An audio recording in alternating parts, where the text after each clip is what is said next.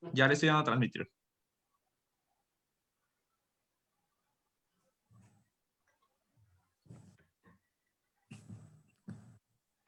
Listo, Mayra.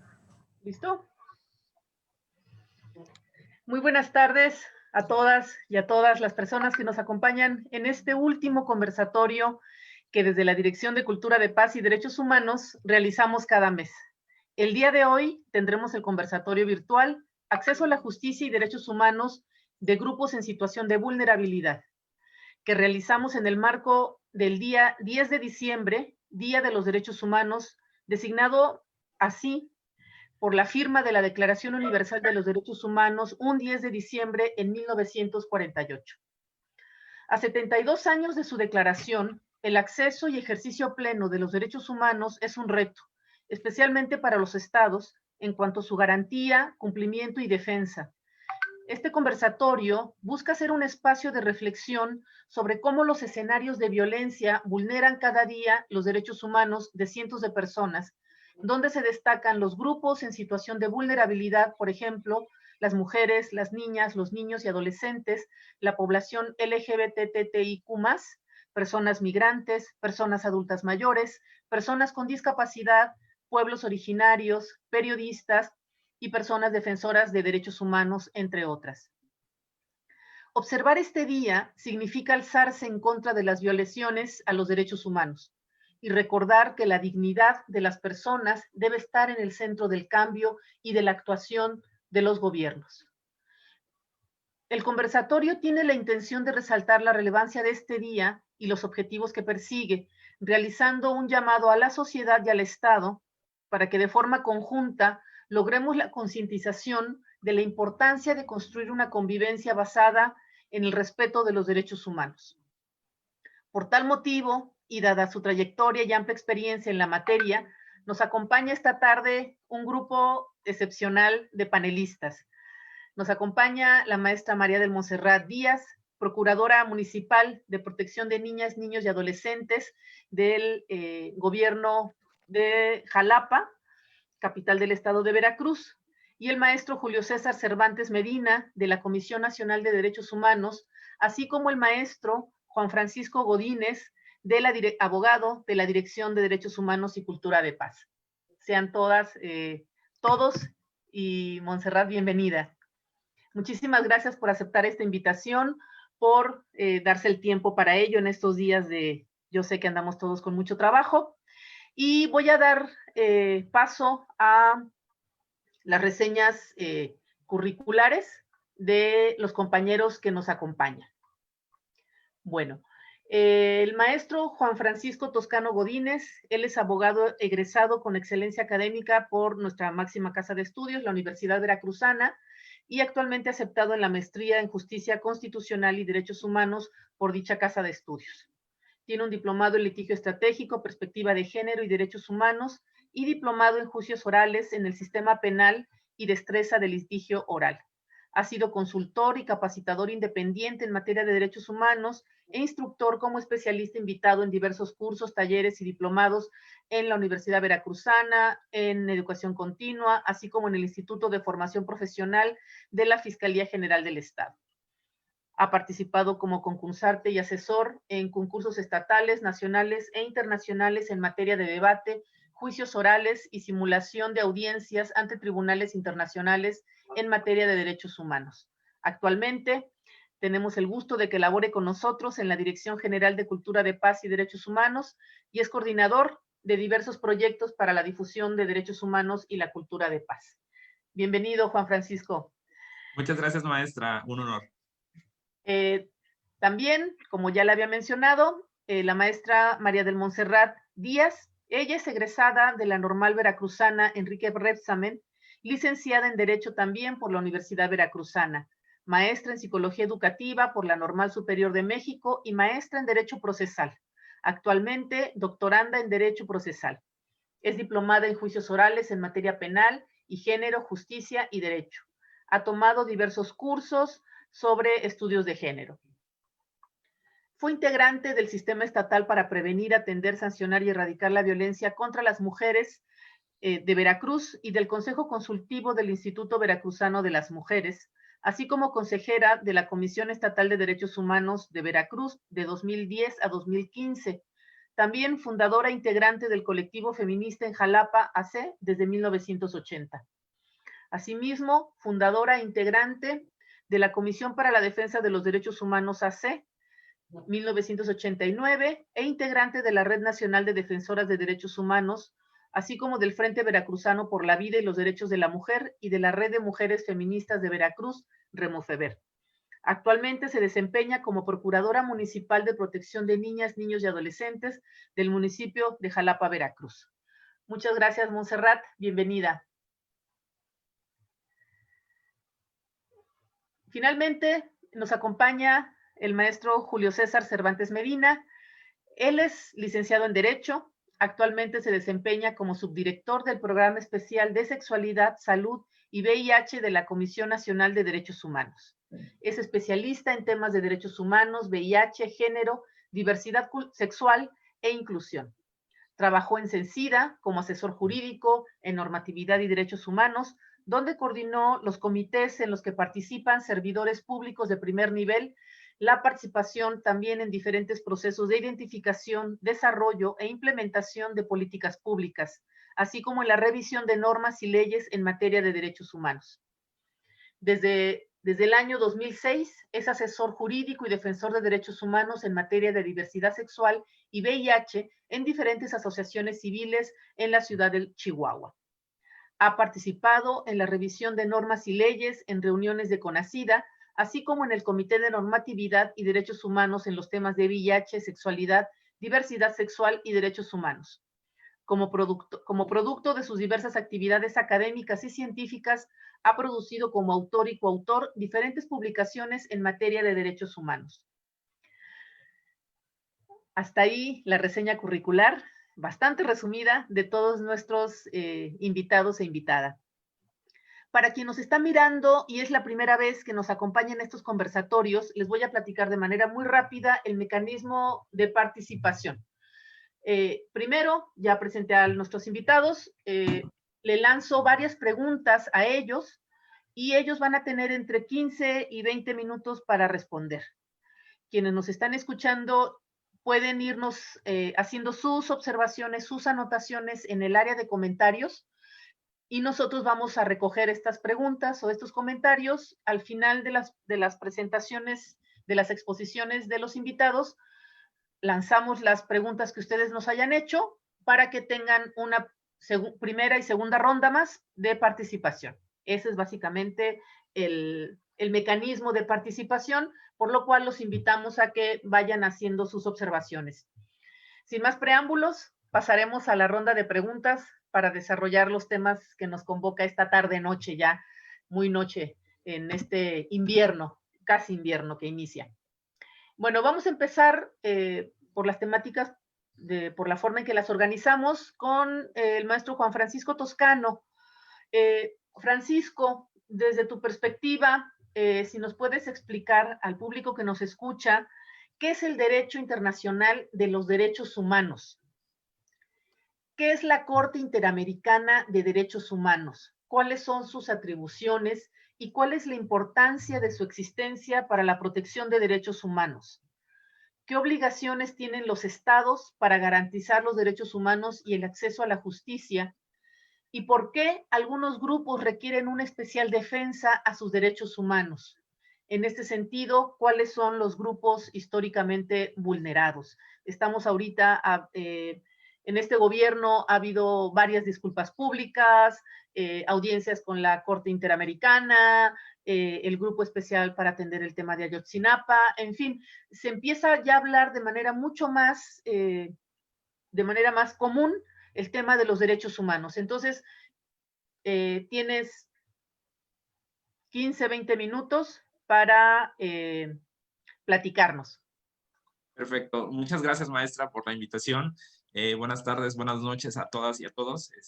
Me parecen muy, muy importantes estas preguntas y las agradezco muchísimo. Bueno, sobre todo en el marco del día 10 de diciembre, ¿no? Cuando estamos recordando, rememorando la importancia de un instrumento tan importante como la Declaración Universal de los Derechos Humanos. Primero, ¿qué es el derecho internacional de los derechos humanos? Bueno, para las personas que quizás no tengan una cercanía tanta con el derecho, es importante mencionar que dentro de esta área, dentro de esta carrera, existen diversos niveles que es importante que conozcamos. Que vamos a tener reglas que nos van a regir en todos los niveles, tanto a nivel municipal, a nivel estatal, a nivel nacional, pero también existe un sistema internacional. Entonces, ahí es donde también surge esta cuestión del derecho internacional público, de donde emana el derecho internacional de los derechos humanos. Esta rama del derecho internacional surge de la necesidad de tener un lenguaje común, por así decirlo, por medio de las cuales los estados o los países vamos a reconocer que existe una serie de derechos que tenemos que respetarle a todos los ciudadanos, a todas las personas, sin importar su nacionalidad, sin importar dónde se encuentren y sin importar su suscripción o no suscripción a algún tratado internacional. Este derecho internacional de los derechos humanos surge por ahí de finales de la década de los años 40 con la suscripción de una declaración de los derechos del hombre aquí en el continente americano y posteriormente la Declaración Universal de los Derechos Humanos. Entonces, es ahí donde se reúne un grupo de especialistas y dice, bueno, ¿qué es lo que está sucediendo en el panorama mundial? ¿Qué está sucediendo tanto en América como a nivel mundial, ¿no? Venimos de una Segunda Guerra Mundial, donde existió una catástrofe de graves violaciones a derechos humanos que hasta ese momento no eran reconocidas como tal. Dicen, bueno, si nosotros seguimos a este paso, evidentemente la humanidad no va a poder soportar una tercera guerra mundial. Y ante ello es donde empiezan a reunirse en el continente europeo, aquí en el continente americano, dicen, bueno, vamos a suscribir un primer tratado internacional y ahí es donde surge el derecho internacional de los derechos humanos. Y este se encuentra integrado por una serie de instrumentos internacionales que contienen derechos humanos que han sido reconocidos dependiendo de la época. Por ejemplo, si nosotros nos centramos en la Declaración Universal de los Derechos Humanos, nos daremos cuenta que estos derechos humanos están específicamente establecidos para un escenario posguerra. Pero también nos vamos a ir dando cuenta que estos derechos reconocidos no van a ser suficientes ante la evolución de la sociedad.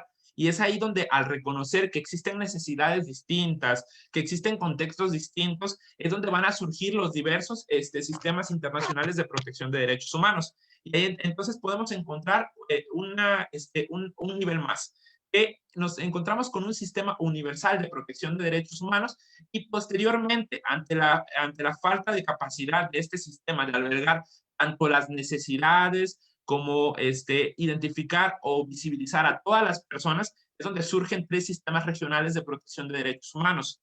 En un primer momento surgió el Sistema Europeo de Derechos Humanos, posteriormente surgió el Sistema Interamericano de Protección de Derechos Humanos y el más reciente que es el Sistema Africano de Derechos Humanos y de los Pueblos.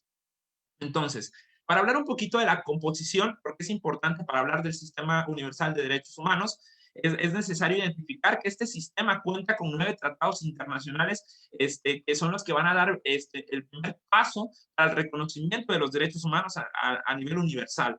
Entonces, principalmente, como mencionaba hace un momento, surgió la Declaración Universal de los Derechos Humanos y posteriormente surge el llamado Pacto Internacional de los Derechos Civiles y Políticos y posteriormente un segundo pacto que sería el Pacto Internacional de los Derechos Económicos, Sociales y Culturales. Entonces, si nosotros nos damos cuenta de la evolución y el contenido de cada uno de estos tratados internacionales, nos daremos cuenta que se fueron adecuando a las necesidades y contextos actuales de cuando fueron publicados estos instrumentos internacionales. Entonces, si nosotros leemos el artículo 1 de la Declaración Universal, dice, todos los seres humanos nacemos libres e iguales en dignidad y derechos. Entonces, el primer reconocimiento que se buscaba era que ninguna persona tendría por qué tener más derechos, ninguna persona tendría que ser superior a otro. Es decir, vamos a combatir un discurso totalitario con los 3 gobiernos totalitarios que teníamos en esa época, ¿no? Hablando de Italia, hablando de Alemania, hablando un poco quizás posteriormente de España, ¿no? Y esto me da paso para hablar de la segunda pregunta. ¿Qué es la Corte Interamericana de Derechos Humanos? Así como ya identificamos que existe un sistema universal de derechos humanos dentro del derecho internacional, que tiene 9 principales tratados internacionales y que asimismo tiene órganos que se encargan de velar porque se estén cumpliendo estos derechos humanos, vamos a ver que nosotros también contamos con, dentro de nuestros propios sistemas, de órganos que se van a encargar de velar por el cumplimiento de los mismos. Es decir, la comunidad internacional nos va a decir, está bien, te vamos a reconocer un derecho humano, Pero no basta con que lo reconozcamos, sino que tenemos que ver cómo se van a estar cumpliendo, que se estén cumpliendo de manera efectiva, que los términos que nosotros establecimos en el tratado internacional sean los mismos que estén cumpliendo los estados. Porque muy fácil sería decir para un estado, bueno, yo voy a ratificar un convenio internacional, un tratado internacional, pero yo lo voy a cumplir a mi manera. Entonces, es algo que dicen los estados. No, nosotros no tenemos por qué cumplir a medias con estos derechos humanos.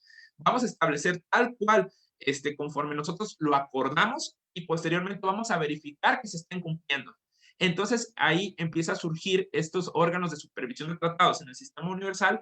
En el sistema interamericano nosotros nos vamos a encontrar con los dos órganos, que son la Comisión Interamericana de Derechos Humanos, que es importante para contestar la segunda pregunta, y la Corte Interamericana de Derechos Humanos. En primer lugar, la Comisión Interamericana es un órgano que emana de la Organización de Estados Americanos, de la OEA, que es el primer conocedor de las violaciones a derechos humanos. Entonces, tiene una característica de ser subsidiario, de ser complementario, por lo que cualquier persona que haya sido víctima de violaciones a derechos humanos podrá recurrir a ella, pero tiene que haber una salvedad. Que para que nosotros podamos llegar a ella, tuviesen que haberse agotado los recursos dentro del Estado. Ahorita que mencionaba la maestra, muy importante, ¿no? De algunas audiencias que se han estado desarrollando, nosotros ya ahí avanzamos un poco y ya se pudo haber agotado las instancias internas, o bien hablando de alguna de las excepciones para poder llegar a ellos, que sería que no exista dentro del país o dentro del Estado un mecanismo que le permita acceder a los derechos humanos, o asimismo que exista un retardo injustificado, o que exista una negativa de permitir que accedan a estos derechos humanos, tal como se vio en el caso de Campo Algodonero, de González y otras, en los cuales no se le estaba permitiendo a las personas víctimas indirectas poder acceder a un recurso o acceder a un derecho. Entonces, ahí es donde surge esta necesidad. Entonces, podríamos hablar de que sería un primer filtro a la Comisión Interamericana, y posteriormente llegamos al órgano que nos compete en ese momento, que sería la Corte Interamericana. Esta Corte Interamericana tiene una composición de 7 jueces y se encuentra en San José, Costa Rica. Una vez que ya se agotó el procedimiento ante la Comisión, esta tendrá la facultad de someter el caso ante la Corte Interamericana.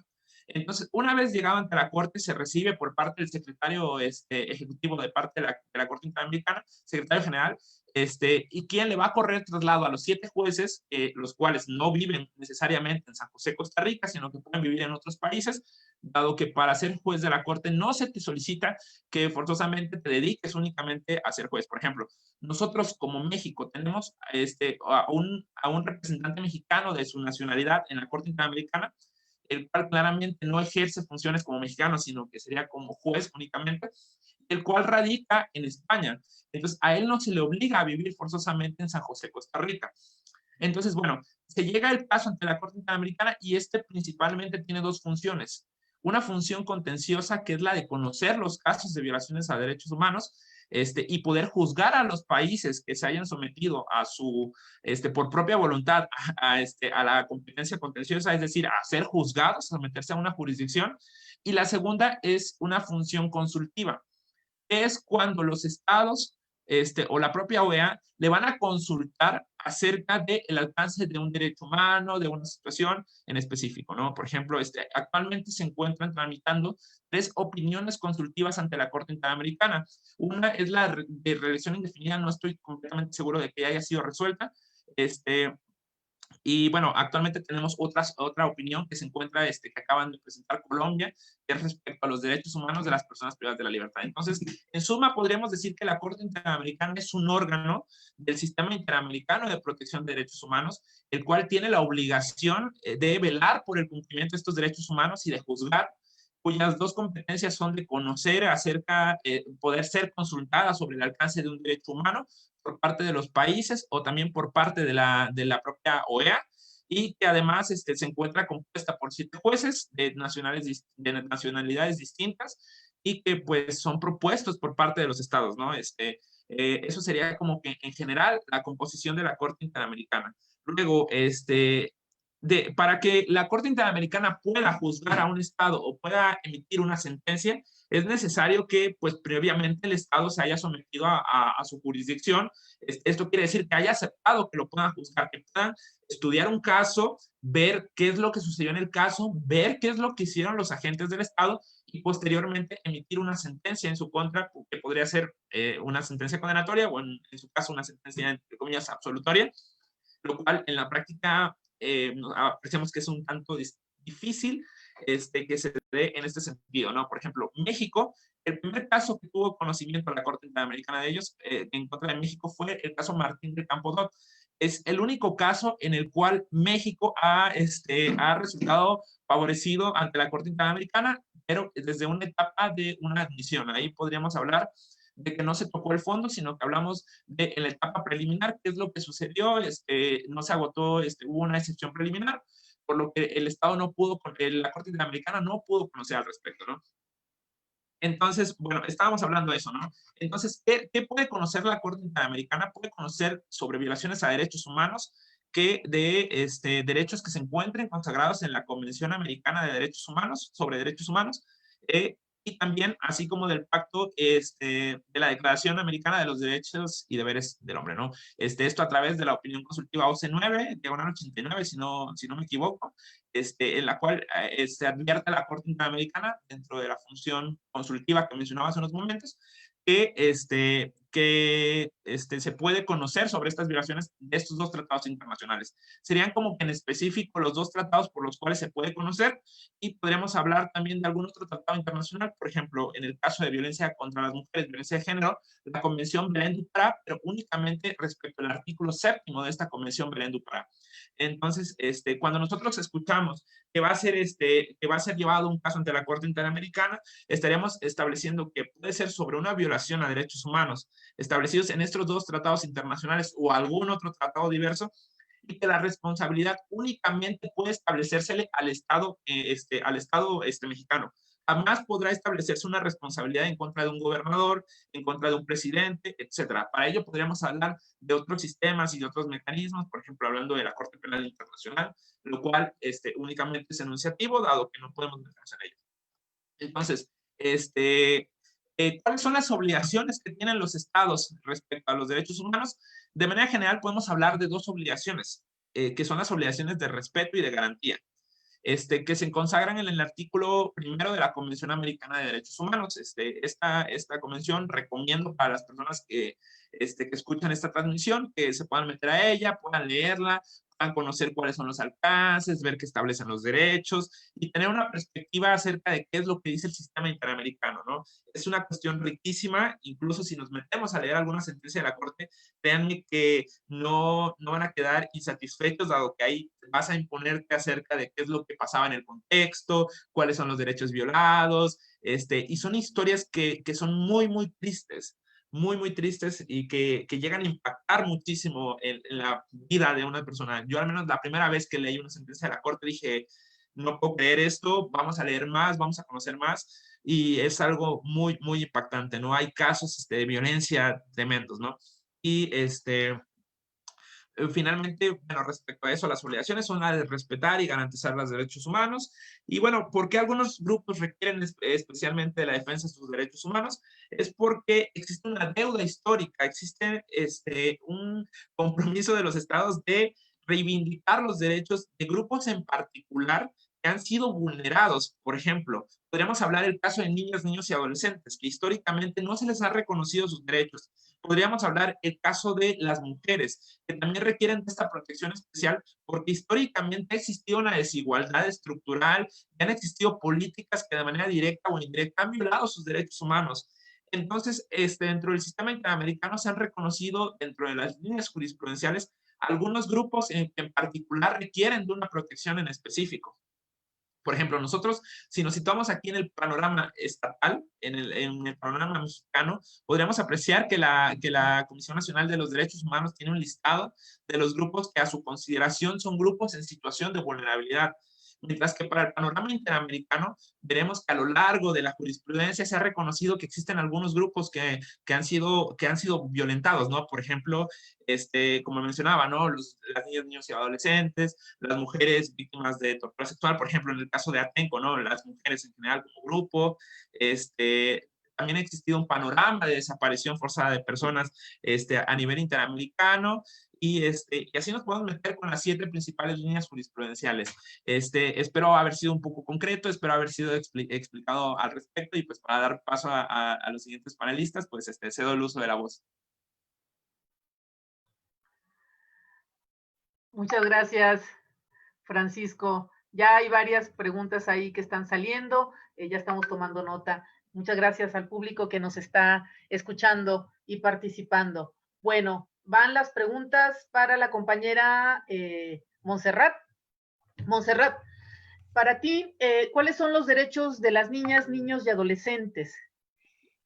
¿Por qué fue importante generar una propuesta para este grupo en específico? ¿Qué implica en el sentido jurídico y social el reconocimiento de los derechos de las niñas, los niños y los adolescentes? ¿En qué instancias se pueden denunciar las violaciones a los derechos humanos de estas niñas, niños y adolescentes? ¿Y cuáles serían para ti ya en el marco, digamos, estatal, los retos institucionales para el Estado de Veracruz para atender a las niñas, a los niños y a los adolescentes, y de qué manera se pueden enfrentar estos retos? Adelante, Monse. Muchas gracias. Pues bueno, creo que con la disertación de nuestro compañero, que arrancó con un tema tan importante como es justamente las instancias internacionales y lo que representan los derechos humanos para el ámbito internacional, que dicho sea de paso, pareciera que vinieran los derechos humanos de lo internacional a lo local, pareciera, pero me parece que son justas tus preguntas que planteas, porque ellas nos permiten de alguna manera ubicar que tampoco están así. Los derechos humanos, cuando tú me preguntas cuáles son los derechos humanos de las niñas y de los niños, ¿por qué? Y adolescentes, ¿por qué ha habido necesidad de especificarlos y de que queden de alguna manera específicos y quizá diferenciados de los demás derechos? Es porque efectivamente hay la posibilidad de entender los derechos humanos desde la vida cotidiana, desde la vida diaria, desde lo que asumimos las personas en la sociedad y en nuestras relaciones. Quisiera yo partir justamente de eso, porque muchas veces los conceptos o definiciones de estos temas, como son los derechos humanos, a veces quedan como fuera de la realidad de las personas.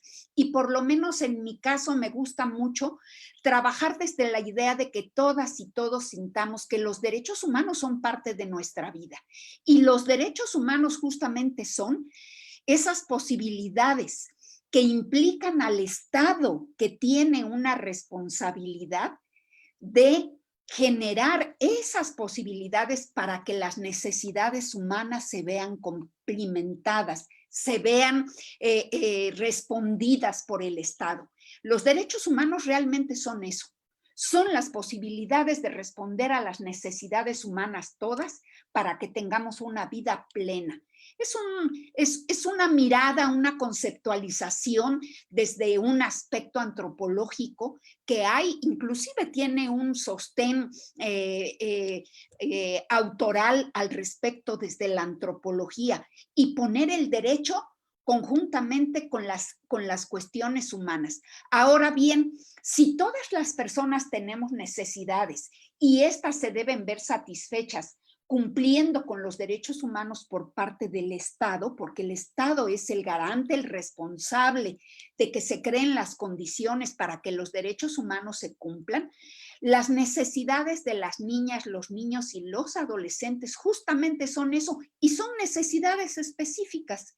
Y estas necesidades específicas justamente son sus derechos humanos. Son los mismos que los de todas las personas, pero con esa característica específica para las niñas y los niños. Fíjate que lo que nos comentaba el compañero y cómo han llegado a establecerse inclusive a través de la historia instituciones que velan por nuestros derechos humanos, tanto a nivel local como internacional, como es la Corte Interamericana. Así se ha venido construyendo también la garantía de estos derechos. Se han establecido sendos documentos, ya habló de algunos de ellos nuestro compañero, en donde se han ido estableciendo los derechos humanos y ha sido la misma circunstancia para las niñas, los niños y los adolescentes. La posibilidad de garantizar los derechos humanos a nivel jurídico es histórica, va conjuntamente con su lucha. Y efectivamente, en el marco que estamos celebrando por el 10 de diciembre, este Día de los Derechos Humanos, que habla de la historia de la construcción, podemos ubicar que los derechos humanos de los niños son han venido a garantizarse en esa progresividad de los derechos humanos, pues muy posteriormente. Los derechos humanos a nivel internacional de las niñas y los niños se garantizan ya hasta pues avanzado los años después de que se establece la Carta de Derechos Humanos, la Declaración Universal de Derechos Humanos, los pactos internacionales de derechos humanos que protegen los derechos de todas las personas. Las de los niños, las niñas y los adolescentes, la última que tenemos, digamos, la mejor construcción que tenemos data de 1989, que es la Convención sobre los Derechos del Niño. Y que conste que ya desde aquí voy planteando que todavía en esa mirada, en este documento que prevalece y que México ratifica en 1990, pues se escucha solamente niño, no oímos niña. Es decir, estos documentos que garantizan los derechos humanos los tenemos que ir garantizando, los tenemos que ir perfeccionando, se les tiene que dar esa posibilidad de que vayan cada vez más incluyendo para que esas diferencias humanas que son las que hacen que haya derechos humanos específicos se vayan considerando. No es lo mismo un niño que una niña. Hay que considerar esas especificidades.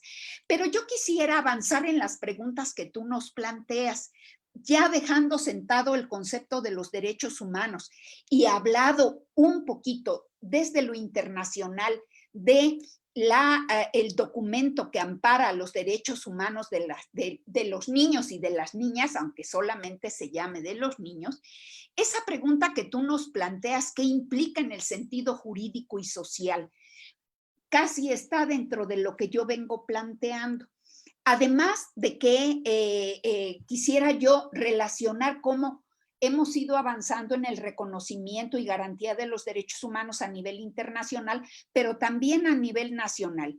Lo sabemos y para todo el público que nos esté escuchando, quisiera yo destacar que México es uno de los países progresistas que ha avanzado en el tema de los derechos humanos y que justamente en el 2011 establece en la Constitución la posibilidad de que los derechos humanos estén considerados en ella. Y esto se da en el 2011.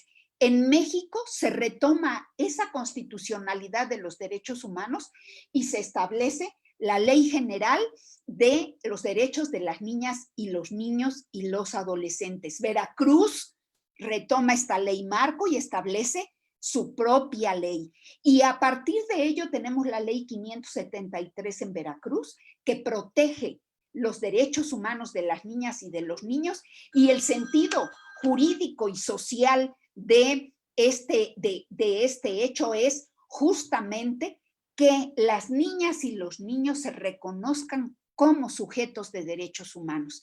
Y eso es algo trascendente en nuestra sociedad. Desafortunadamente, en la vivencia aún no es así, en la cotidianidad. Es decir, a los niños se les sigue viendo como seres inacabados. No por nada se les dice menores, o sea, personas chiquitas. Y las niñas, los niños y los adolescentes no son personas chiquitas, son personas sujetas de derechos a los cuales hay que hacer un trabajo, una posibilidad y que por parte del Estado hay una obligación de proteger estos derechos. Y ahí es en donde te respondo esa tercera pregunta, si me lo permites, o no sé si lo dejemos para un segundo bloque, pero me parece que de una vez lo planteamos. Dices, bueno, ok, sí, hay derechos humanos ya específicos que protegen las especificidades que da la edad, ¿sí? Las niñas y los niños, sus especificidades, diferencias, incluso la discriminación que da la edad, justamente hay que verlo para atender la cuestión de que es la Procuraduría de Protección de Derechos de las Niñas y de los Niños.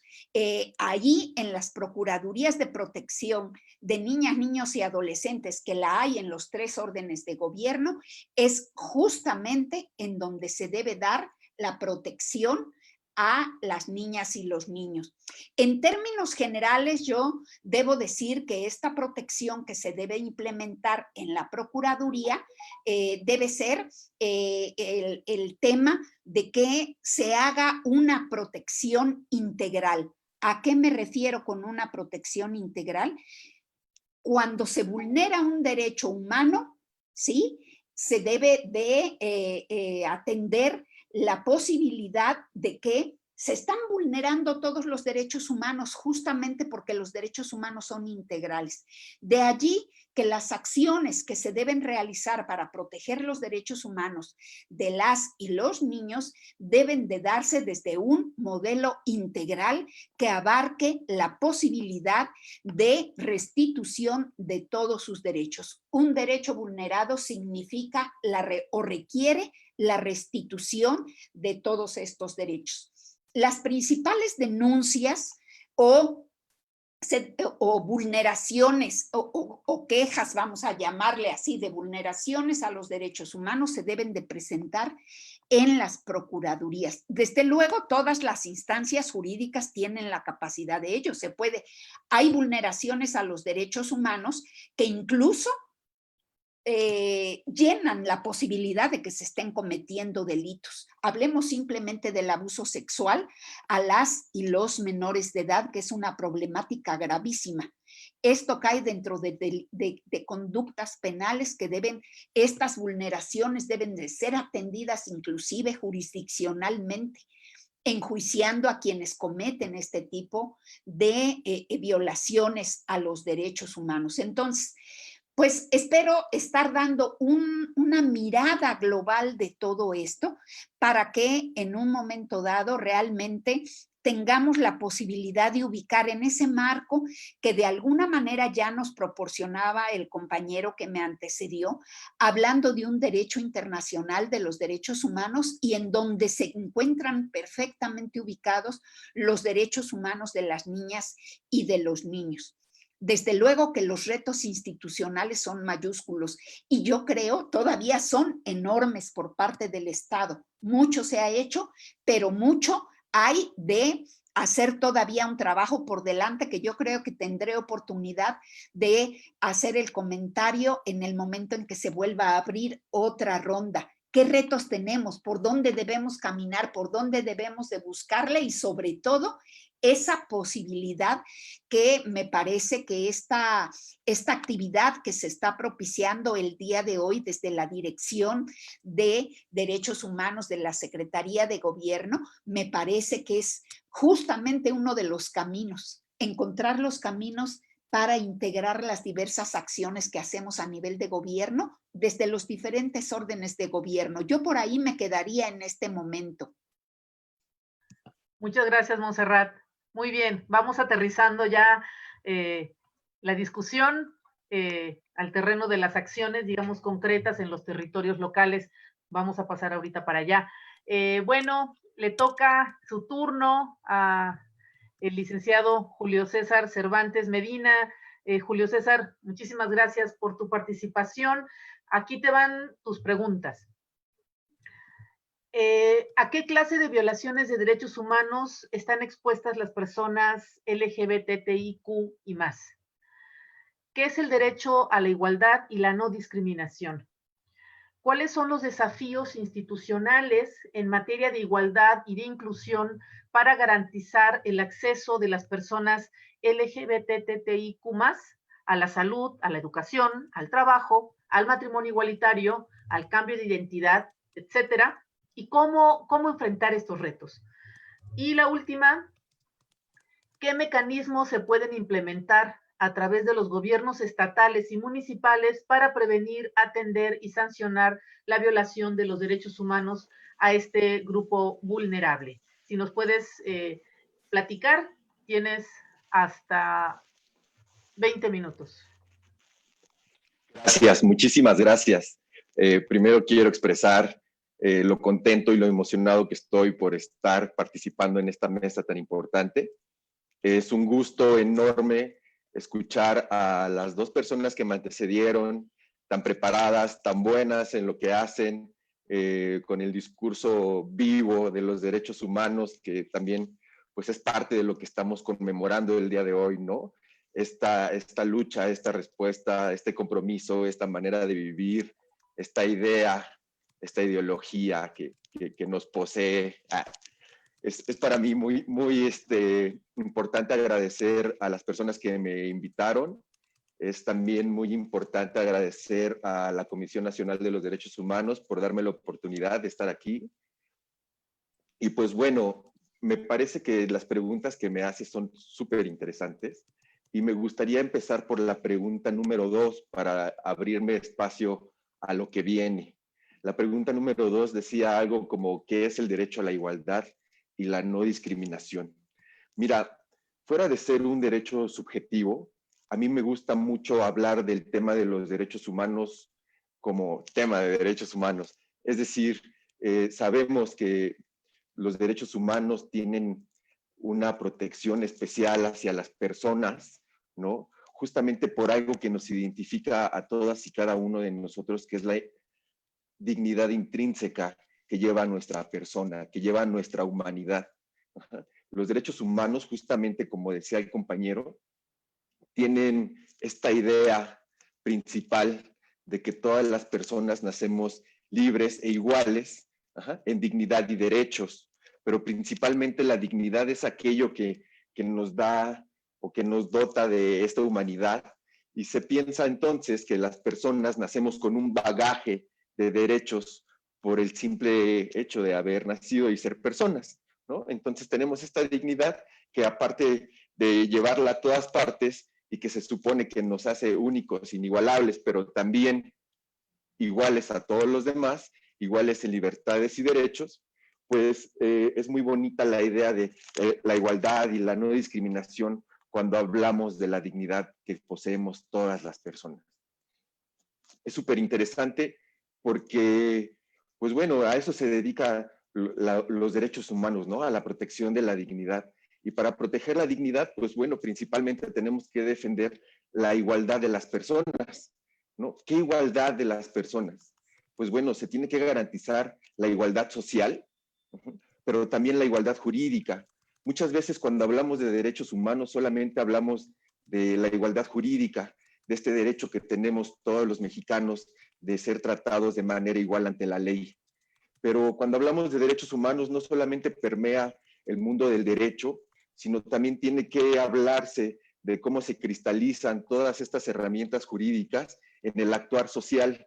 Y muchas veces, a pesar de que tenemos leyes y disposiciones que garantizan o que son herramientas para garantizar la igualdad entre las personas, más allá de hablar de esta igualdad jurídica que es sumamente importante, también de esta igualdad social, ¿no? Si bien hay una trampa en que todas las personas nacemos iguales en libertades y derechos, ¿no? Porque no todas las personas nacemos con ese privilegio que se llaman derechos, y no todas las personas nacemos con esos privilegios que se llaman libertades. Es muy interesante entonces abordar el tema de los derechos humanos llevado al nivel social, a cómo podemos nosotros garantizar entonces la igualdad y la no discriminación a todas las poblaciones, y ahora en específico a las poblaciones LGBTIQ+, lésbico, gay, bisexual, transexual, travesti, intersexual, queer y todos los que vengan. Porque es muy interesante cuando hablamos de estas poblaciones y se hace la mofa de que cada vez son más y de que se están inventando más y que son nuevas estos acrónimos. Y yo considero que fuera de ser nuevos los acrónimos, hay una apertura social importante que se da a través de una lucha de reclamo de derechos por parte de estas poblaciones para ser visibilizadas. Sin duda hablamos de poblaciones que históricamente han sido vulneradas, porque también escuché por ahí ese concepto, y el cual me parece adecuado, porque cuando se dice históricamente es justamente históricamente las personas con estas identidades, las personas con estas identidades o roles de género, las personas con estas orientaciones sexuales o las personas con estas características, siempre han existido. Siempre ha existido esta necesidad. Lo que pasa es que ahora hubo una lucha de reivindicación por medio de la cual se pelean los derechos humanos de la igualdad, ¿no? De que las personas puedan expresarse sexualmente, que puedan expresarse de manera identitaria, de manera libre. Y libre significa libre de discriminación. Es súper interesante entonces hablar de este derecho a la igualdad y cómo este derecho a la igualdad, que por supuesto se encuentra enmarcado en la Declaración Universal de los Derechos Humanos, pero también en la Constitución Política de los Estados Unidos Mexicanos. Y cuando hablamos del derecho a la igualdad y el derecho sustantivo a la igualdad, la protección a este derecho es el derecho a la no discriminación. Entonces también estamos hablando de que existen 30 códigos penales en las entidades federativas que consideran a la discriminación, entre ellas por preferencia sexual y lo que se entienda por este concepto, con penas privativas de la libertad, ¿no? Tenemos también en casi todas las entidades federativas una ley estatal para prevenir y eliminar la discriminación.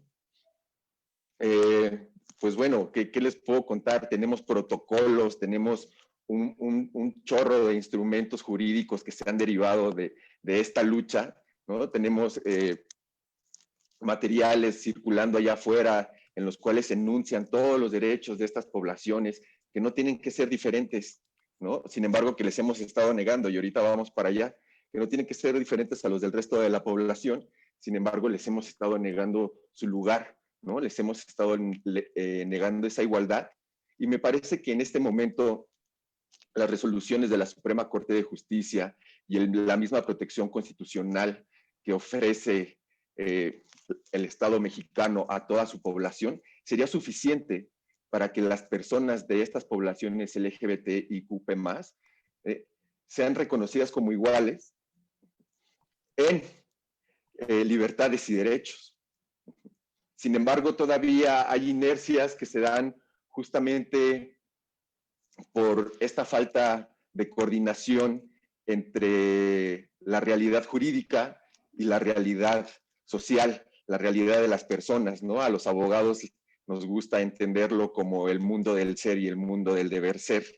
Y entonces en el mundo del deber ser aún no sucede, pero es muy interesante observar, y ustedes me llamaron mucho a la reflexión con esta plática, es muy interesante observar cómo a pesar de tener los paraguas jurídicos que protegen un derecho, en el momento de que cae al terreno de lo local o al terreno de las decisiones de ciertos servidores públicos, se pierde todo este espíritu. Entonces, ¿a qué clase de violaciones de derechos humanos están expuestas las personas LGBTIQ+? Pues si ustedes me lo preguntan, desafortunadamente, a pesar de la lucha y a pesar de que se han ganado muchos terrenos, a pesar de que se ha ganado mucho reconocimiento, pero en diferentes partes de la República y no de una manera plena en todo el territorio nacional, estamos las personas de las poblaciones LGBTIQ+, expuestas a todo tipo de discriminación. Y cuando estás expuesto a todo tipo de discriminación, estás expuesto a todo tipo de violaciones a los derechos humanos. Son vulnerables a todo. Porque no existe ese respeto y porque no existe esa visión de iguales. Cuando tú no tienes una visión de iguales, cuando tienes una visión negativa hacia el otro, pues por supuesto que va a haber actitudes negativas, estigmas que conducen a la discriminación, y cuando esa discriminación es realizada por alguna autoridad o cuando esa discriminación es realizada por alguna persona que puedas influenciar en su ambiente, se legitima. Y entonces las personas que siguen a estas autoridades o que siguen estos mensajes o que siguen a estos líderes de influencia, consideran que el discriminarlo está bien y la justifican, justificando todos aquellos estigmas que puedan existir también hacia la población y basando la discriminación en estos estigmas que están legitimados. Yo no quiero hablar de estigmas, no me gusta hablar de cosas negativas, es totalmente ajeno a la discusión de que si las personas tienen o no tienen derechos, ¿no? Porque las personas, bueno, en México, en los Estados Unidos mexicanos, todas las personas gozarán de los derechos humanos que la Constitución Política de los Estados Unidos, que esta Constitución reconoce, o que esta Constitución y los tratados internacionales en la materia reconocen. Entonces, cuando vemos estas sentencias de la Suprema Corte de Justicia, reconociendo la autonomía de los cuerpos, reconociendo la autonomía de la identidad sexual y todo lo que se tiene que resolver referente a los problemas sociales que causamos a las poblaciones LGBT, como es el no acceder al matrimonio. Los matrimonios o las parejas conyugales de las personas LGBTIQ existen. Lo que se busca es solamente un reconocimiento jurídico de esa relación conyugal. Y al tener ese reconocimiento jurídico, también se buscan los derechos sociales que vienen con el matrimonio, como es que tu pareja puedas acceder a servicios de salud o de vivienda, ¿no? O muy importante también, a los derechos de sucesión. Fíjense que es muy importante reconocer cómo es que la igualdad orilla a la marginación a todas estas poblaciones.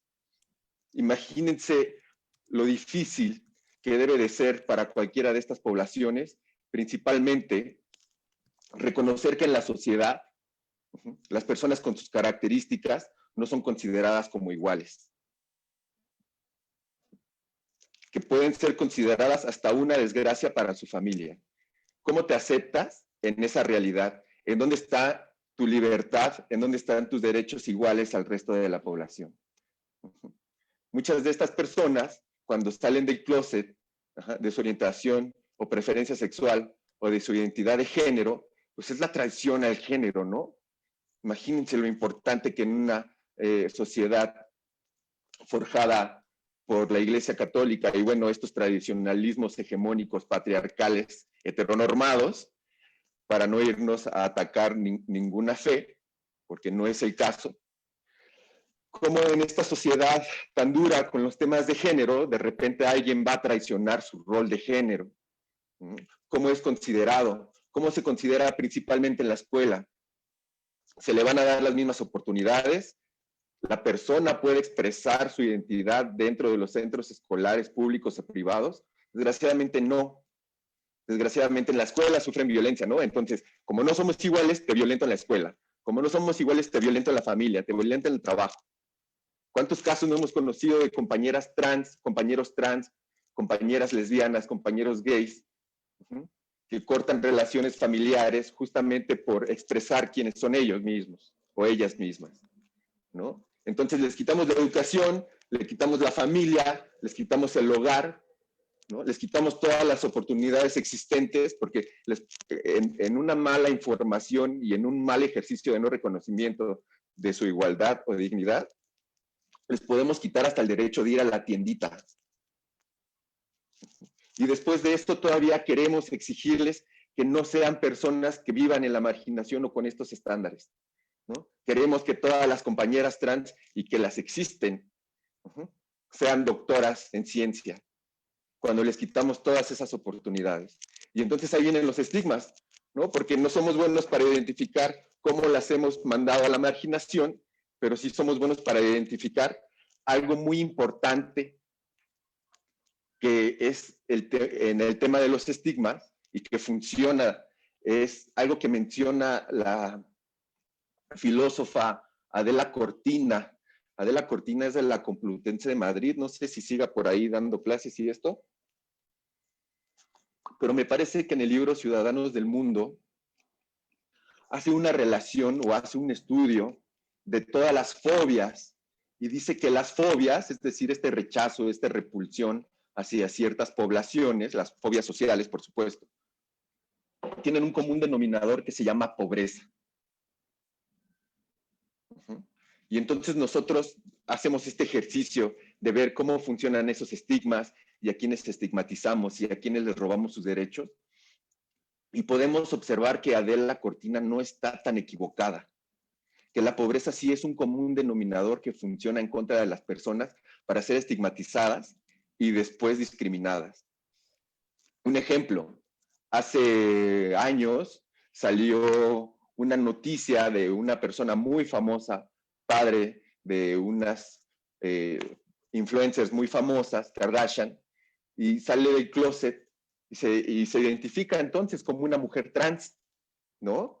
Maravilloso que una persona tan visible pueda salir del closet y sea una persona trans, y la discusión no se centró nunca en su identidad, ¿no?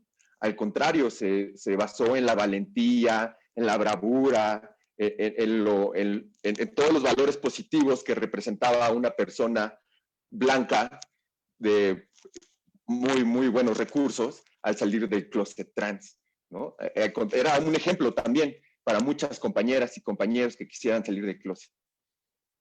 Y ese tratamiento social no lo tienen el grueso de las compañeras y los compañeros de estas poblaciones, ¿no? A mí se me hizo un poco exagerado que se le diera el premio a la mujer del año, ¿no? Por salir del closet. ¿Saben cuántas personas salen del closet, las corren de la escuela, de su casa, viven en la calle? Como pueden, salen adelante. Muchas veces ponen una estética acompañadas de otras compañeras y aparte asisten a las otras compañeras para que no estén solas y puedan salir adelante socialmente, que tengan una red de apoyo, etcétera. Y sin embargo, ahí no están estos reconocimientos ni este aplauso, ¿no? Ahí lo que hay es marginación.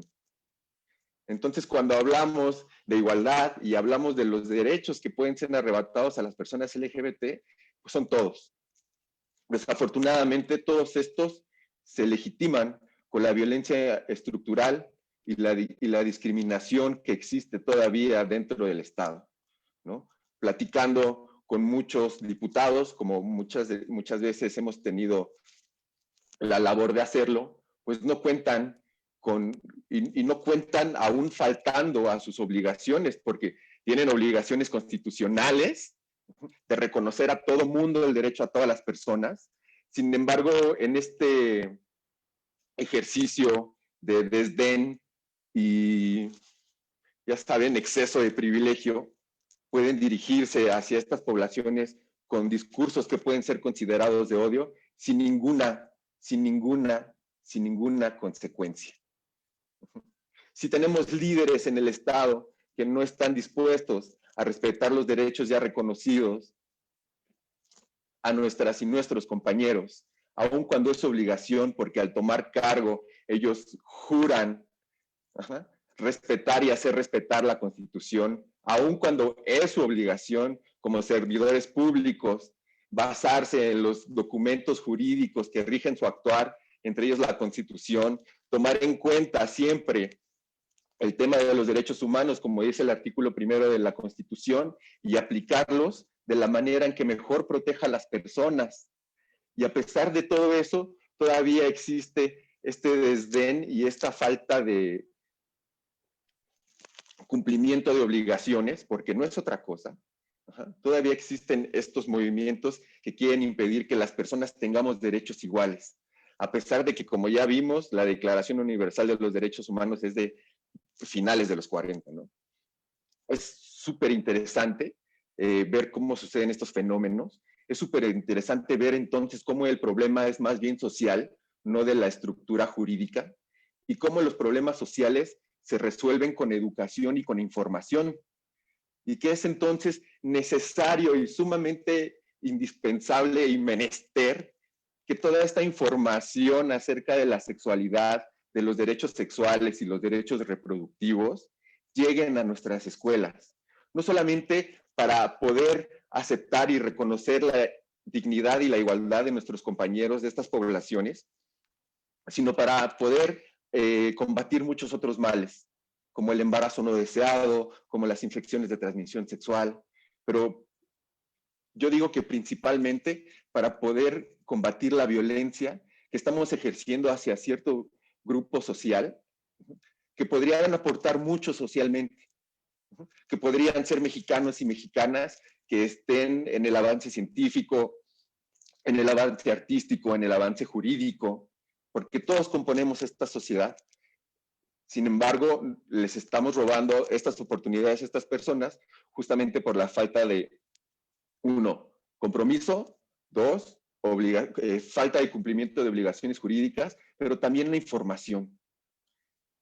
Aquí me voy a detener un poco y me voy a permitir algo que quizá no debería, pero tengo un compañero activista gay de hace 30, 35 años que respecto del género y respecto de la orientación sexual y la identidad de género, por supuesto, hizo una observación muy coloquial.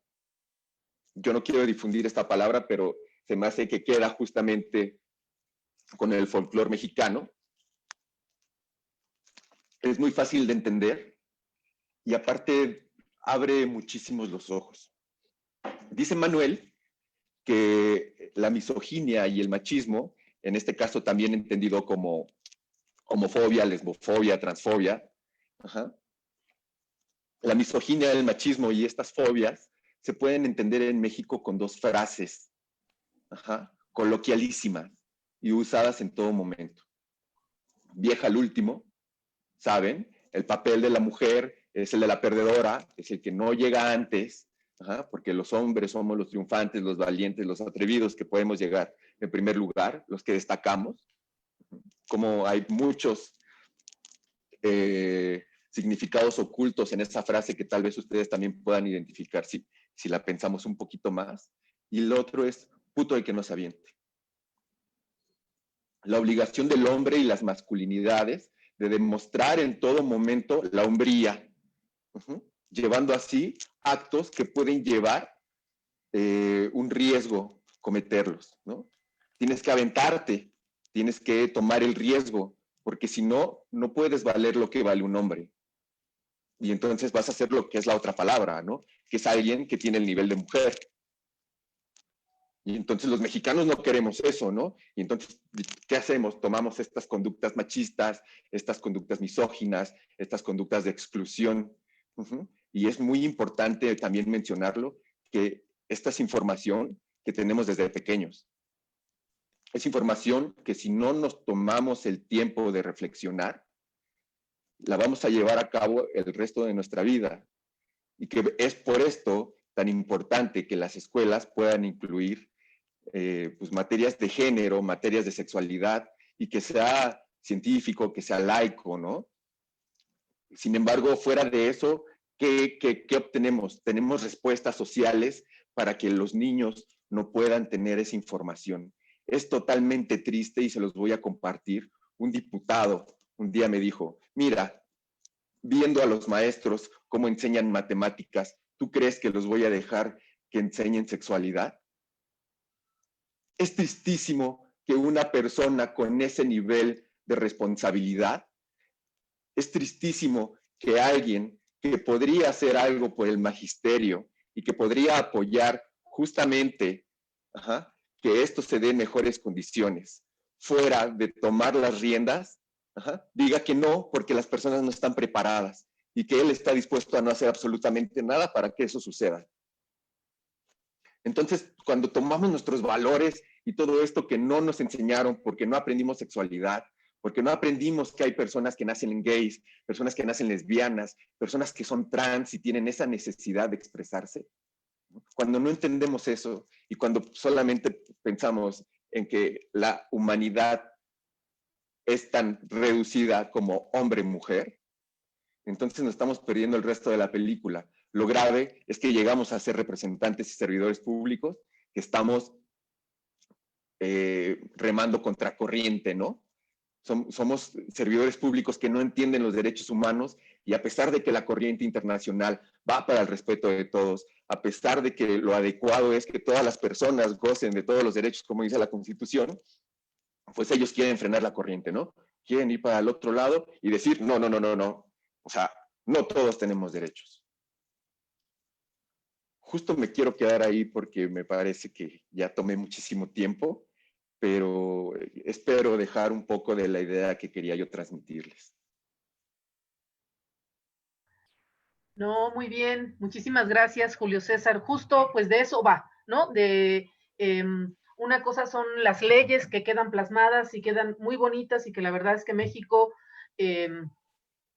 hemos hecho bien las cosas en términos, en muchos sentidos, pues de estar, de haber firmado convenios internacionales, las convenciones, los tratados. Sin embargo, la implementación es el reto al cual nos enfrentamos y que además pareciera que esto de los derechos humanos siempre es ir jalando algo que nunca, que no acaba de consolidarse, que no acaba de cuajar y que pensamos que ya logramos algo porque ya quedó en una ley, pum, vale, viene otro gobierno y vamos para atrás con los antiderechos. Entonces, por eso para nosotros es muy importante contribuir a la discusión pública de estos temas, porque considero que es también, y todos ustedes que también, aunque tengan un cargo ahorita, ¿no?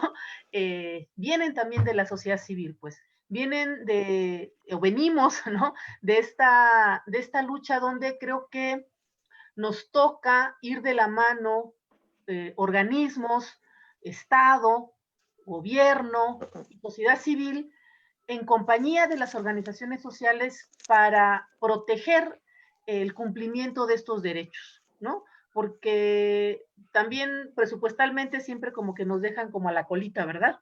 En estos temas porque siempre hay algo pareciera más importante para poner el dinero.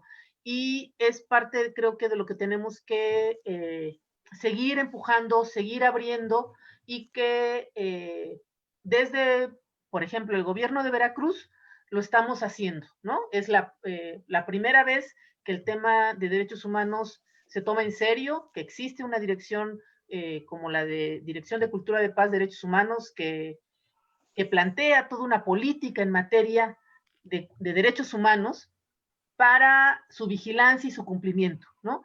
Los retos siguen siendo muy grandes. Aquí hemos hablado solamente de algunas poblaciones vulnerables, quedaron muchas más, pero no nos alcanzaría el tiempo pues para discutirlas todas en este momento. Entonces voy a pasar a dar lectura de algunos de los comentarios que nos comparten aquí el público amable que nos está siguiendo.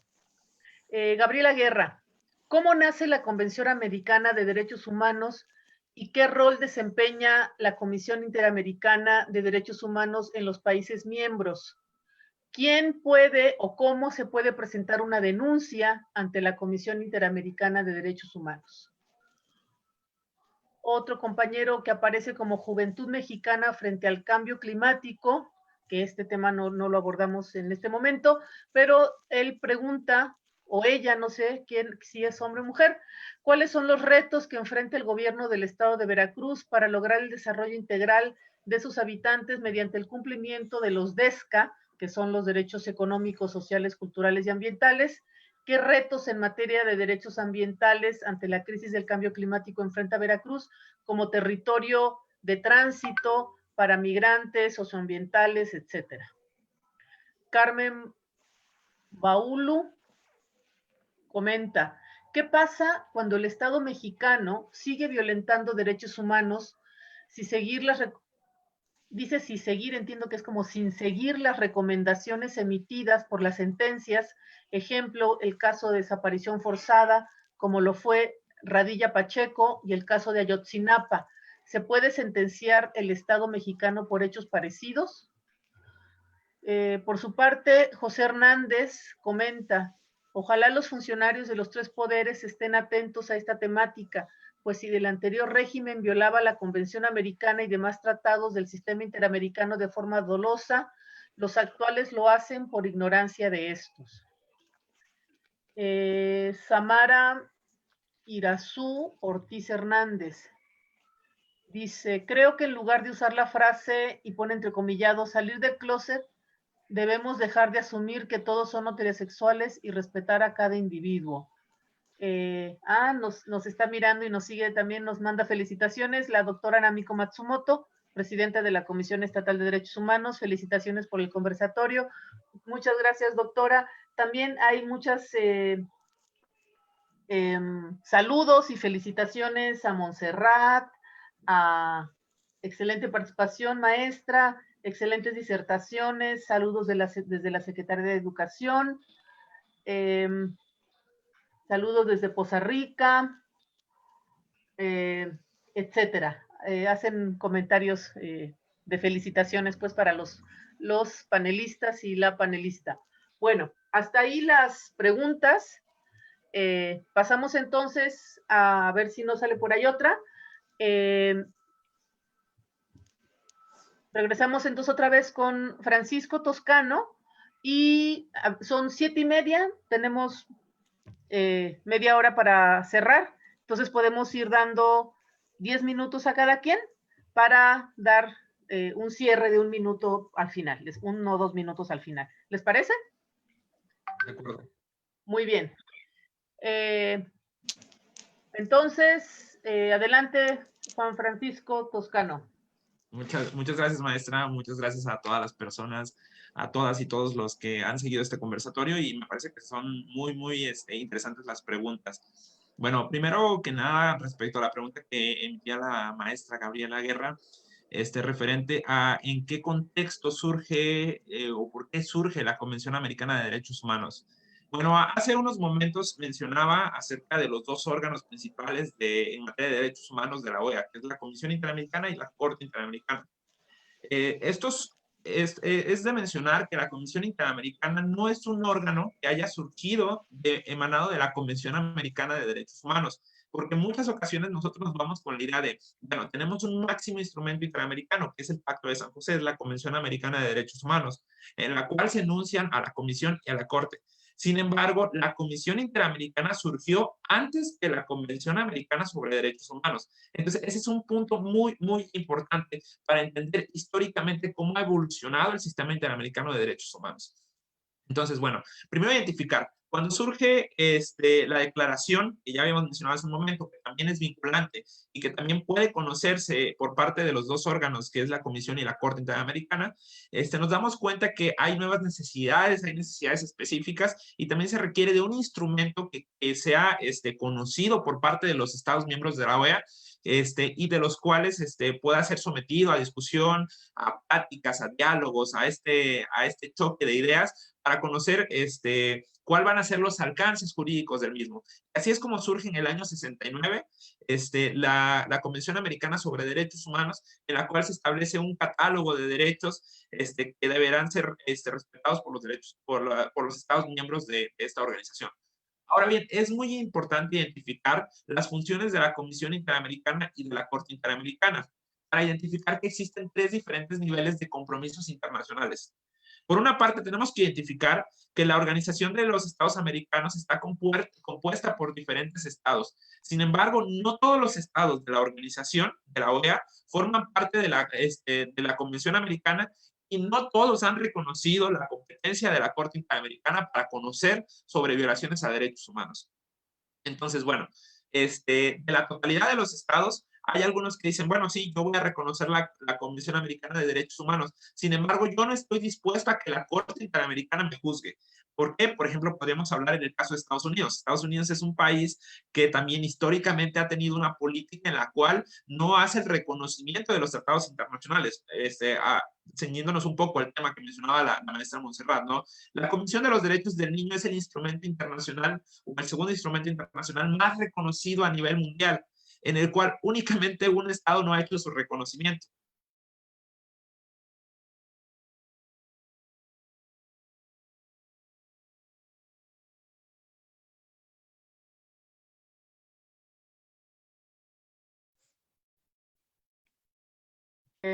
¿Se trabó o solamente se me trabó a mí? No, él. A ver, Francisco, ¿se trabó tu video? ahorita lo resolvemos en un momentito.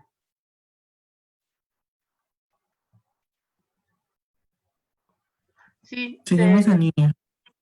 seguimos en línea, pero se desconectó el maestro Francisco Toscano. Ahorita vamos a resolver la cuestión técnica.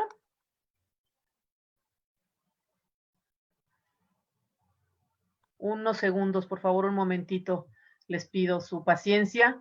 Ya saben que esto es así, esto de la tecnología y todo por estos medios, pues siempre tenemos estos inconvenientes. A lo mejor podemos avanzar un Avanzamos, poco. sí. Vamos avanzando en lo que Francisco se puede volver a reconectar. Es muy interesante lo que está planteando el maestro Francisco. Yo creo que puede regresar y completar su... Sí, pues entonces si quieres, pues vas, Monse. Sí, en lo que pues en mi caso trataré de ser breve. A mí me parece que parte del éxito de este conversatorio es curioso que se presentan dos especificidades de atención de los derechos humanos en este conversatorio, pero creo que es suficiente, y ya lo mencionó el maestro Julio César, para ubicar que todas las personas realmente vivimos una interseccionalidad de los derechos humanos, es decir, las necesidades y nuestros derechos humanos cruzan por diversas condiciones que vivimos las personas. Se tocó la pobreza, se tocó el tema del género, se toca el tema de la orientación sexual, de la identidad sexual, el tema de la edad. Quizá habrá algunas condiciones humanas que son, digamos, como más abarcativas. Al menos creo que es clarísimo que la más abarcativa justamente es la de género, ¿no? Entonces, esa situación me parece que tiene que ver con todo este planteamiento que brillantemente nos hizo el doctor Julio César o maestro Julio César, respecto a cómo se vive la vida y cómo finalmente somos atravesados en nuestras vidas cotidianas. En este caso, inclusive él hablaba del cuerpo, ¿no? Cómo la violentación y la discriminación hace su efecto en ese sentido. Entonces, creo que a mí me parece que justamente la evolución de los derechos humanos en tanto su reconocimiento y estudio, doctrina, nos va proporcionando muchos elementos y herramientas para avanzar en ello. Y con eso hago el siguiente comentario relacionado con las preguntas que nos plantean. Una de ellas que es los retos del gobierno frente a los derechos, los DESCO, los derechos económicos, sociales y culturales. El reto que hay, porque pues finalmente creo que justamente dentro de esa evolución de los derechos humanos, y tiene relación con la pregunta que le hicieron al maestro Juan Francisco, pues nos ponen ya en la posición de el trabajo, el actuar, la lucha por este tipo de derechos desde los aspectos jurisdiccionales. Creo que tener la posibilidad de llevar a tribunales la denuncia de los derechos económicos, sociales y culturales es una posibilidad y es un gran reto que tenemos por parte del Estado. Y el Estado, en este sentido, uno de los grandes retos que inclusive lo planteaste desde el inicio, que nos proporcionaste algunas preguntas como para tener de dónde arrancar, ¿cuál es el reto institucional? A mí me parece, por lo menos yo, desde mi actuar de la sociedad civil, ahora desde mi actuar en un trabajo pues, institucional, creo que uno de los grandes retos es propiciar el conocimiento de los derechos humanos. Mientras la sociedad, mientras los individuos no conozcamos nuestros derechos humanos y cómo justamente hacer esas denuncias ya hasta inclusive instancias internacionales, pues irá más lento el trabajo de estos, irá más lento la posibilidad de su realización. Creo que justamente el conocimiento de estos derechos, miren, yo estoy convencida que una persona que conoce sus derechos y cultiva, ¿verdad? O logramos una ciudadanía que tenga una cultura de la denuncia, iremos logrando cada vez más una sociedad donde el Estado, a partir de las autoridades, la parte de las autoridades, actúe como debe ser.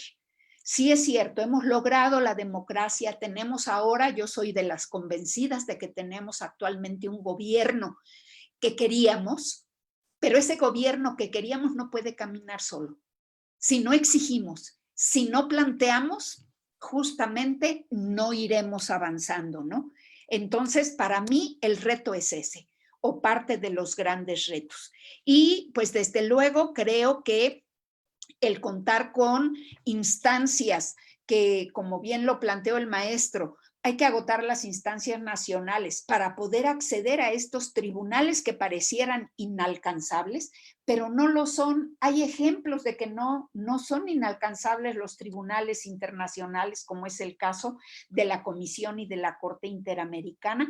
Lo que por otro lado, y con eso cierro mis comentarios, el actuar de la Corte Interamericana de Derechos Humanos, ¿no?, que ya es, digamos, la parte jurisdiccional y el avance para lograr nuestros derechos humanos en Latinoamérica, realmente tienen una trascendencia importantísima. No por nada hemos logrado que el perfeccionamiento del artículo 1 constitucional que propone y que nos da la constitucionalidad de los derechos humanos, es a partir justamente de sentencias de estas instancias internacionales, como es la Corte, que se perfecciona y se lleva al verdadero cumplimiento de los derechos humanos. Necesitamos, como decíamos aquí en un compartir con la maestra Mayra, como decíamos desde la sociedad civil, tener derechos no basta. Hay que conocerlos y defenderlos para poder tenerlos. Ahí me quedaría yo, maestra Mayra. Qué bonito, Monse, ese cierre. Sí, pues larguísimo camino que tenemos que continuar, ¿verdad? Bueno, entonces retomamos, Francisco Toscano, que el internet te hizo las de malas. Adelante para que continúes con tu participación. Sí, muchas gracias y una disculpa, ya saben, estas cuestiones de los foros virtuales generalmente nos traiciona el internet. Pero retomo rápidamente ya para completar. ¿Qué papel juega la Comisión Interamericana respecto a los derechos humanos? Bueno, es un papel muy, muy importante porque las funciones de la Comisión van más allá de lo que habitualmente nosotros conocemos.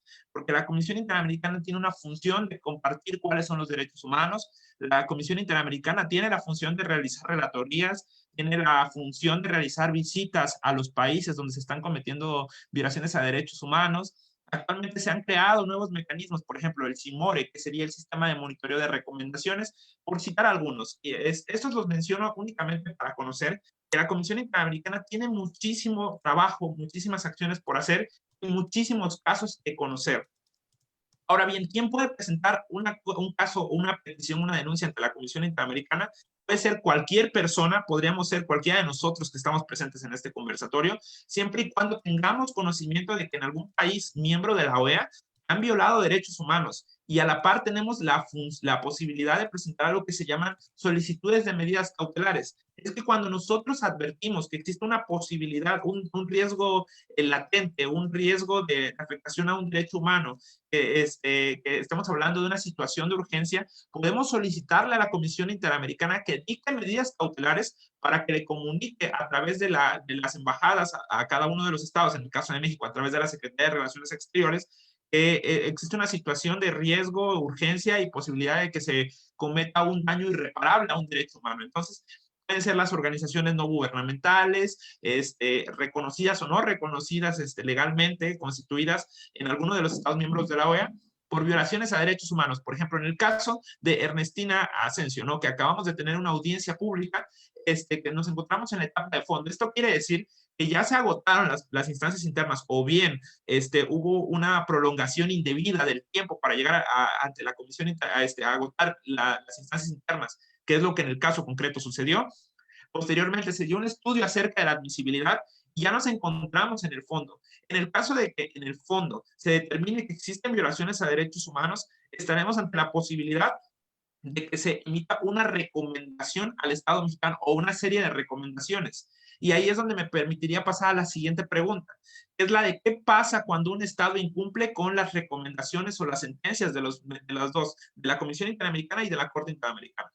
Entonces, aquí vamos a hacer una diferenciación. Cuando nos encontramos ante la Comisión Interamericana y se dicta unas recomendaciones, existe un plazo para que sea sometido el caso ante la Corte Interamericana. Como sabemos, existen muchísimos casos sometidos ante la Comisión Interamericana, por lo que únicamente la capacidad actual es que se someten 6 casos anuales ante la Corte Interamericana de Derechos Humanos, quien tendrá la posibilidad de emitir una sentencia. Ahora bien, vamos a citar en 2 casos para ejemplificar y con esto cerrar. El caso Ayotzinapa por una parte y el caso de Radilla Pacheco por otra parte. Si nosotros nos situamos en el caso de Radilla Pacheco, estamos hablando de que ya existió una recomendación primero por la Comisión Interamericana, nos pasamos ante la Corte Interamericana y ya la Corte Interamericana emitió una sentencia. Ahora bien, ¿qué sigue aquí? Sigue la etapa de supervisión de cumplimiento de sentencias por parte de este organismo internacional, que es en el que va a verificar de todos los puntos que existieron en la sentencia, de las reparaciones, cuántos se han cumplido. Y para esto se tiene la facultad de llevar a cabo una audiencia pública en el cual se va a exhibir al Estado acerca del estado de cumplimiento de las mismas. Aquí vamos a decir que existe un estado entre jurídico y político, donde el Estado mexicano tiene que hacer este juego político ante los demás estados para ver qué postura tiene para el cumplimiento de los derechos humanos, lo cual es muy importante, porque México, ¿cómo se va a parar frente a los demás estados como un estado que viola los derechos humanos? Entonces, ¿qué seguiría después? No puede existir una nueva sentencia en contra de un estado que ya ha sido sentenciado. Lo que sí podría ser es que a través de los informes que se emiten por parte de la Corte Interamericana, se someta a consideración más bien se haga de conocimiento del seno de la Asamblea General de la Organización de los Estados Americanos sobre cuál es el estado de cumplimiento que se tiene de parte de México respecto a los derechos humanos, ¿no? Entonces, este es un tema muy interesante porque, insisto, es una cuestión de manejo político. Diferente a lo que pasa, por ejemplo, en el caso del Sistema Europeo de Derechos Humanos, en el cual surge de parte del Consejo de Europa, y uno de los requisitos para formar parte del Consejo de Europa, de los 47 Estados miembros, es que tú cumplas con las sentencias del Tribunal Europeo de Derechos Humanos. Y un Estado que no cumple con estas sentencias del Tribunal Europeo, será una de las consecuencias será su eliminación o su exclusión de parte del Consejo de Europa. Es una situación que no pasa en el sistema interamericano. Sin embargo, sí existe este manejo político y sí existe este sistema de seguimiento de las sentencias, que sería a través de la etapa de supervisión de cumplimiento de sentencias. Por otra parte, caso Ayotzinapa, que se encuentra en estudio ante la Comisión Interamericana de Derechos Humanos. Ahí es distinto porque ahí no tenemos una sentencia como tal, sino lo que podría emitirse en algún momento es una recomendación. Y para eso surge este nuevo sistema que se ha creado dentro de la Comisión Interamericana, que es el CIMORE, que es el Sistema de Monitoreo de Recomendaciones. Para quienes tengan la oportunidad, los invito a que puedan acercarse a este CIMORE, al sistema de monitoreo, y que actualmente no se encuentra cargado a su totalidad, no se encuentra al 100%, con todas las recomendaciones emitidas por la Comisión, pero sí ya existe un panorama general acerca de todas las recomendaciones que se han emitido a cada uno de los estados y cuál es su cumplimiento. Lo mismo pasa aquí. ¿Cuál es la función? Aquí el objeto es que se visibilice cuáles son los estados que están cumpliendo con estas recomendaciones, cuál es el estado actual y, en su caso, a través de los informes anuales que emite la Comisión Interamericana a la Asamblea General de la Organización de Estados Americanos, se diga, bueno, México es un estado que tiene una política de cumplimiento de recomendaciones. Por el contrario, puede decir, no, México es un estado que no tiene una política de cumplimiento de recomendaciones. Entonces, en este mismo supuesto, tampoco podría haber un paso a una nueva recomendación, por así decirlo. Lo que sí podríamos estar hablando es que si se cumple con el término de los 3 meses, se pueda someter este caso ante la Corte Interamericana de Derechos Humanos. En ambos supuestos, insisto, es una cuestión de manejo un tanto jurídico, pero también es una cuestión de manejo político, ¿no? En algunas charlas con algunos miembros de la Comisión Interamericana, en algunos momentos nos decían, bueno, hay que ver cuál es el impacto que tiene cada uno de los mecanismos que tiene la Comisión Interamericana. Ellos me decían, no es lo mismo un informe o un comunicado de prensa que una recomendación que una relatoría. Ellos me decían, contrario a lo que pudieses pensar, que el que mayor impacto tenga es una recomendación, nosotros nos damos cuenta que el que mayor impacto tiene son los comunicados de prensa que se emiten. Por eso es que hay que ser muy cuidadosos con la revisión del contenido de este comunicado de prensa, así como de las recomendaciones. Entonces, bueno, espero haber sido un poco concreto, espero no haber sido muy técnico, una disculpa por ello, y pues, pues muchas gracias por la oportunidad. Muchas gracias, Francisco. Pues bueno, creo que el público nos dirá si fuiste muy técnico o no. Pues lo que pasa es que también son términos que hay que explicar justamente, ¿no? Que no se conoce y que justamente por eso tratamos de acercarle al público y también comunicarles a aquellas personas que llegaron tarde o que se tienen que ir antes, etcétera. Este conversatorio queda grabado y lo pueden después mirar en el micrositio de la Dirección de Cultura de Paz y Derechos Humanos, que en los comentarios les hemos puesto también la liga, el link, para que lo puedan consultar y todos los que hemos realizado. Bueno, entonces vamos a darle su participación al compañero Julio César para que nos compartas. Tienes hasta 10 minutos y podemos dar una última ronda para cierre, digamos, de todo lo que escucharon de los demás compañeros, con qué cerramos, ¿no? Para el público. Adelante, Julio César. Sí, muchísimas gracias. Pues me escribieron algo acerca del closet y de por qué ocupo esto. Sí, mira, a la persona que me dice eso, quiero confesarle que a mí también me molesta muchísimo el tema de salir del closet. Lo menciono no porque sea como una obligación de las personas o porque sea como un closet personal, ¿no? Es más bien una herramienta que puede prevenir muchísima violencia en diferentes aspectos de la vida de las personas. Y entonces el closet no es como algo personal que yo no quiero mostrar, sino más bien es una herramienta de supervivencia para muchas personas en diferentes contextos. Recordemos que no todos los contextos corresponden a la aceptación, no todos los contextos corresponden a redes de apoyo, ¿no? Todavía existen por ahí contextos en los que las personas son violentadas en el momento que son descubiertas de una orientación sexual diferente a la heterosexual, o esto de su identidad de género. De hecho, la experiencia es que ni siquiera es necesario tener una expresión de género diferente a la que se le asignó al nacer, o que ni siquiera es necesario tener una preferencia o orientación sexual, sino que simplemente basta con que se nos relacione o se nos identifique como tal. ¿Me explico? Para que el perpetuador no va a enterarse de nuestra vida privada, simplemente a través de los estigmas que carga o que le infiera a ciertas personas, pues va a ser suficiente para que se dé la discriminación. A mí me gustaría también agregar este tema que es tan bonito y tan importante en materia de derechos humanos, que es justamente el esperar más de nuestras autoridades, el esperar que nuestras autoridades sean personas que estén preparadas, como nuestros compañeros que aquí están, y la compañera que aquí está también. Es impresionante el nivel de datos y sabiduría que cargan con su bagaje, pero desafortunadamente esto no pasa con todos los servidores públicos, ¿no? Y se me hace un poco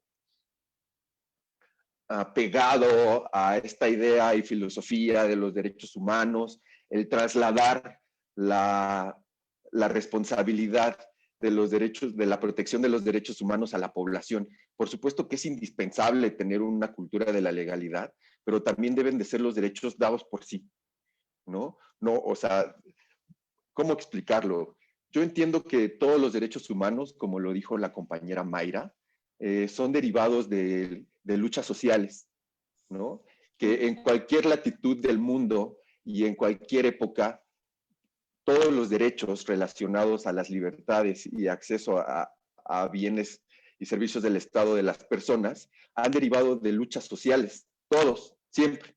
Estábamos recordando 1948 y es justo eso, ¿no? Estábamos hablando de que finalizó la Revolución Francesa. Es bien interesante entonces darse cuenta cómo todos los derechos humanos, todos, desde la libertad, el más básico, han sido frutos, sí, de arreglos jurídicos, frutos de consecuencias jurídicas, pero también frutos de luchas y reclamos de las personas. Todos los DESCA también son frutos de reclamos de las personas y saben que muchas de esas luchas conllevan muertos. Muchas personas dan su vida en la defensoría de los derechos humanos. Pensemos en este momento en aquellos compañeros y compañeras que se están muriendo por llevar activismo a sus comunidades, por pararse por el medio ambiente, por pararse por las identidades de género, por las preferencias sexuales, etcétera. Creo que no hay lucha en materia de derechos humanos que no deje una huella de sangre. Entonces, en este sentido, es bien importante ver cómo estos derechos humanos, estos derechos a acceso a servicios, estos derechos sociales, ¿no? Muchas veces los traicionamos, sí, la población, pero también muchas veces los traicionamos nosotros los servidores públicos, que también nos servimos de esos derechos humanos, ¿no? Y traicionarlos es traicionar todo el movimiento, es negar todas estas muertes. Y estoy hablando de cosas muy sencillas y estoy hablando de cosas muy complejas, ¿no? Entre las sencillas, algo muy interesante que sucede en los lugares de trabajo es este discurso de compromiso y este discurso de trabajar horas extras y este discurso de dejar todo por el trabajo, de no compaginar el trabajo con la vida personal, ¿no? Olvidando que el horario y las condiciones de trabajo son derechos sociales, son derechos humanos, que en su reclamo hubo muchísimas muertes, ¿no? Ya saben, o sea, hablamos de Revolución Francesa, hablemos de Revolución Industrial, ¿no? De esta lucha de clase. Y cómo esto va dejando muertos y justamente traicionamos, negamos los derechos, pero aparte de todo esto, la persona que está convencida de que eso sí es ponerse la camiseta y de que eso sí es trabajar y de que eso sí es como salir adelante, está sentando un estándar que está por fuera de los derechos de las personas, obligando a las demás personas también a renunciar a sus derechos justamente para no ser estigmatizados con todos estos estigmas que pueden verterse sobre la persona que sí quiere disfrutar y hacer válidos sus derechos, que no los quiere renunciar, ¿no? Hablamos de que los derechos humanos son inalienables. Sin embargo, en cualquier momento estamos dispuestos a dejarlos si eso nos conlleva a alguna problemática, alguna situación, casi todas ellas de sometimiento, casi todas ellas relacionadas a las relaciones de poder.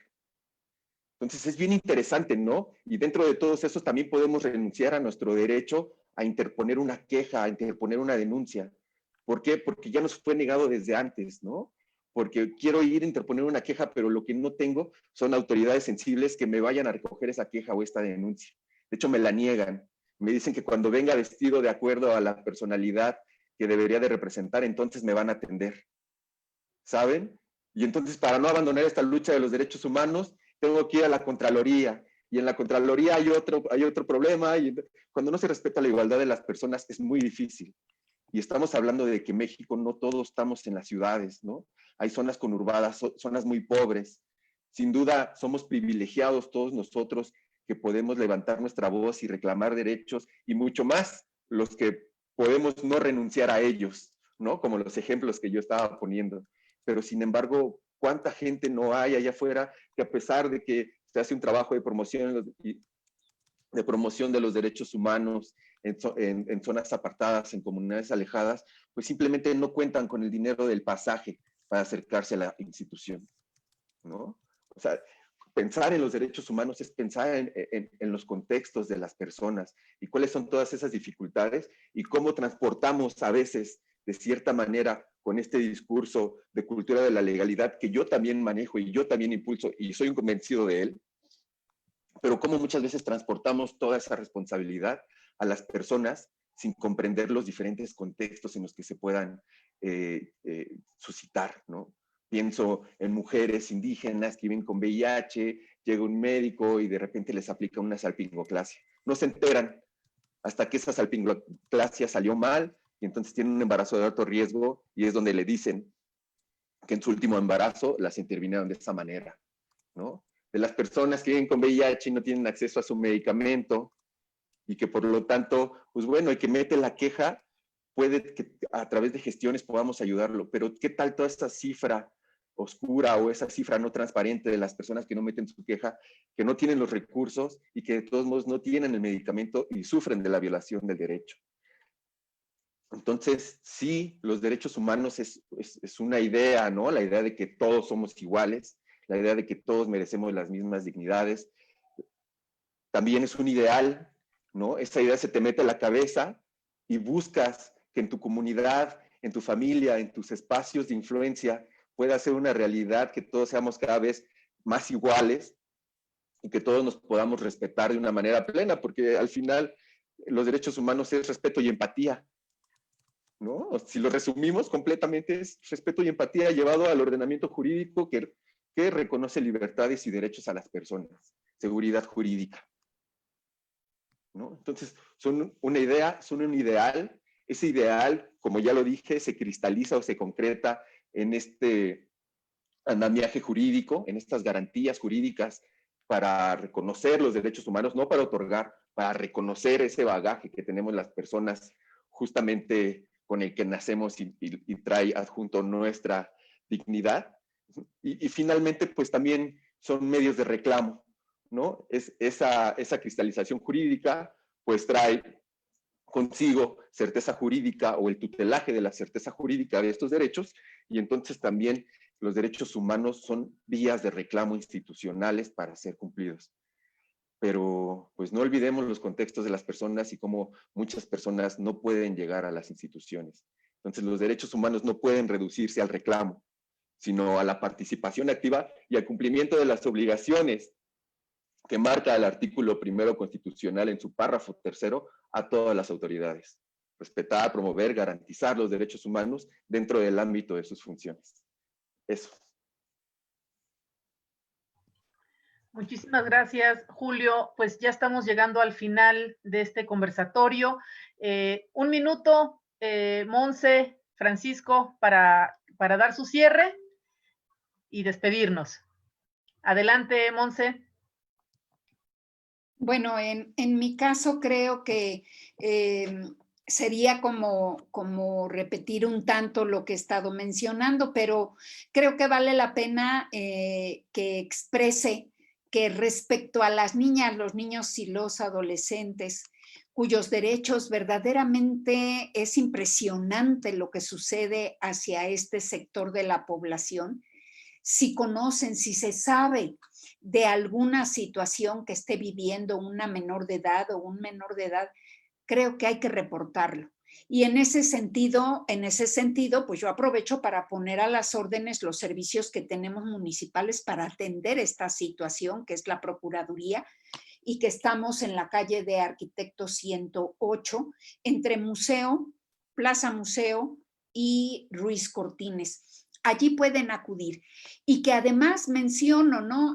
Parte de las atribuciones que tenemos como Procuraduría es brindar atención, representación, apoyo, protección y seguimiento jurídico a las vulneraciones de los derechos humanos de las niñas, niños y adolescentes, apoyar en temáticas de la salud, apoyar en temáticas educativas, pero incluir también a quienes acompañan a las y los menores que tienen su representatividad. Y en ese sentido, la Procuraduría amplía el trabajo cuando se trata de situaciones de violencia y que muchas veces está involucrada la violencia en contra de las mujeres.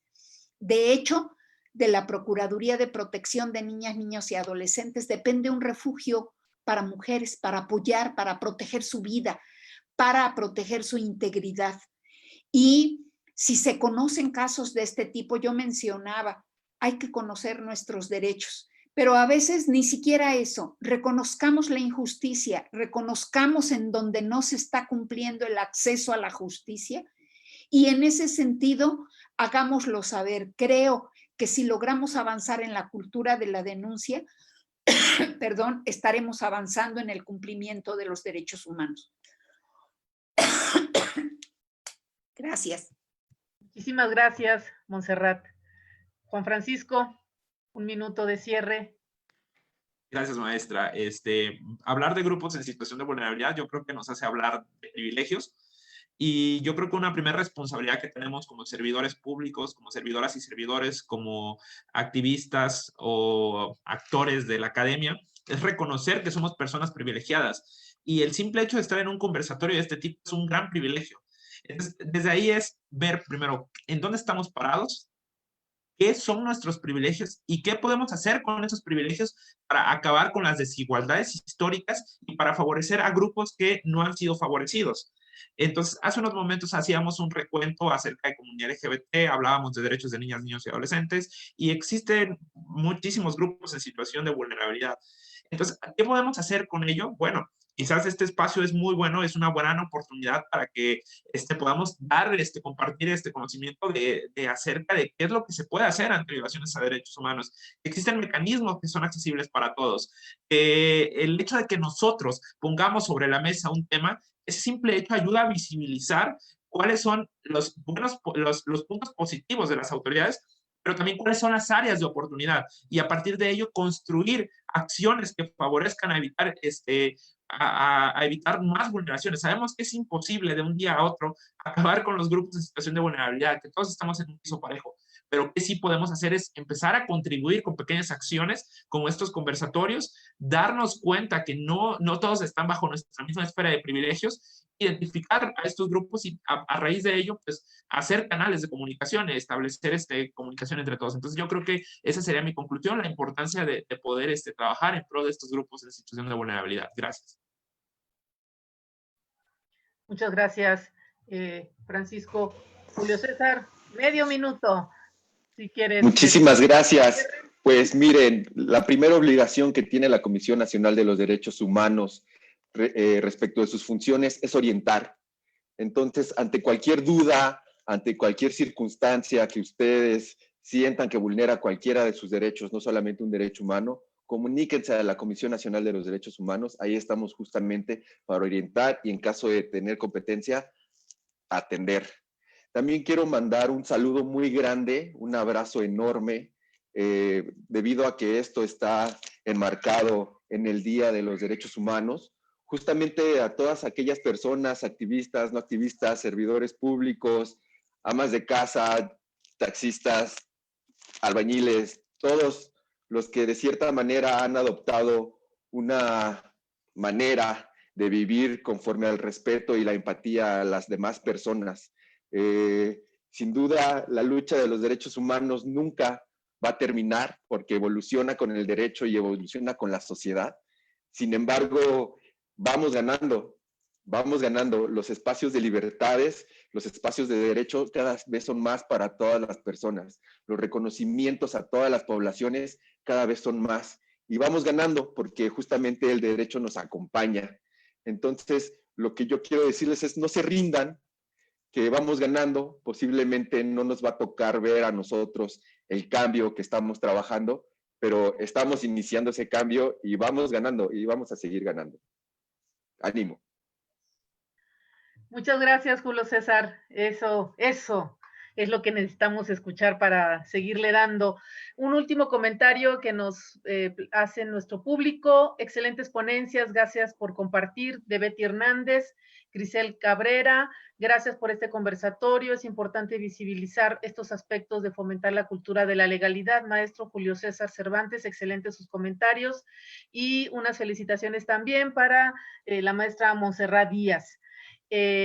Bueno, pues nos vamos a ir despidiendo. Van a aparecer sus diplomas de participación que les haremos llegar a este magnífico compañeros.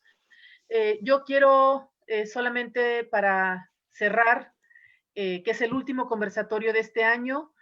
Pues primero agradecerles profundamente a todas las personas que nos han seguido durante todo este año, este difícil año que nos ha tocado vivir. A todas aquellas personas que están atravesando por un problema de salud, por COVID o por otro tipo de enfermedad. Estamos en una situación realmente de emergencia, de confinamiento, es una cosa inédita en la historia reciente pues, de la humanidad, y sin lugar a dudas un momento muy complicado para todos y todas. Entonces, un abrazo fuerte a todas las personas que nos están acompañando, un abrazo fraterno, que no decaiga la lucha por los derechos humanos, ni por la cultura de paz.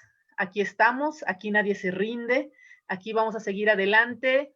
Aquellas personas que tengan también alguna duda, algún comentario, que quieran generar una denuncia y que no sepan cómo, que no sepan a dónde, se pueden acercar con la Dirección de Cultura de Paz y Derechos Humanos, que estamos en Palacio de Gobierno, en el centro de Jalapa, entrando por la calle Leandro Valle. Ahí preguntan y los llevan a la oficina.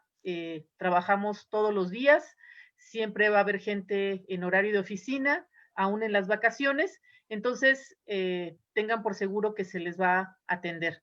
Les agradezco su asistencia, querida Montserrat, querido Francisco Toscano, Julio César Cervantes, un gusto tenerles aquí y vamos a seguir. Nos vemos en enero y aquí nadie se rinde. Muchísimas gracias y muy buenas noches a todas y a todos.